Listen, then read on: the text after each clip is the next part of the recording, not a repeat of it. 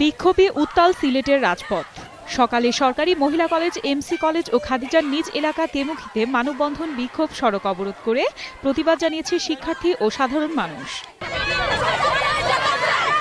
টানা ৩ দিনের কর্মসূচির অংশ হিসেবে সরকারি মহিলা কলেজ ক্যাম্পাস থেকে বের করা হয় বিক্ষোভ মিছিল।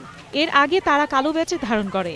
পরে ক্যাম্পাসে অবস্থান নিয়ে হামলাকারী বদরুলের বিচার নিশ্চিত না হওয়া পর্যন্ত আন্দোলন চালিয়ে যাওয়ার ঘোষণা দেয়। আফসানা তনুর ঘটনা দেখছে রিশার ঘটনা, আর এদের সবার ঘটনা দেখছে আমাদের খাদিজা আপু। যতক্ষণ না পর্যন্ত আমাদের আশ্বস্ত করা হবে এই বিচারটা, এই মামলাটা সুষ্ঠুভাবে বিচার সম্পন্ন না হচ্ছে, আমরা রাজপথ ছাড়ছি না, আমরা রাজপথে থাকবো। যদি সঠিক বাস্তবায়ন হয় তাহলে একটা ছেলে খুন করার আগে 10 বার ভাববে। আমরা সন্ত্রাসী হত্যাকাণ্ডের সুষ্ঠু বিচার চাই। শিক্ষার্থীদের সঙ্গে একাত্মতা প্রকাশ করেছে শিক্ষক, অভিভাবক, জনপ্রতিনিধি ও সাধারণ মানুষ।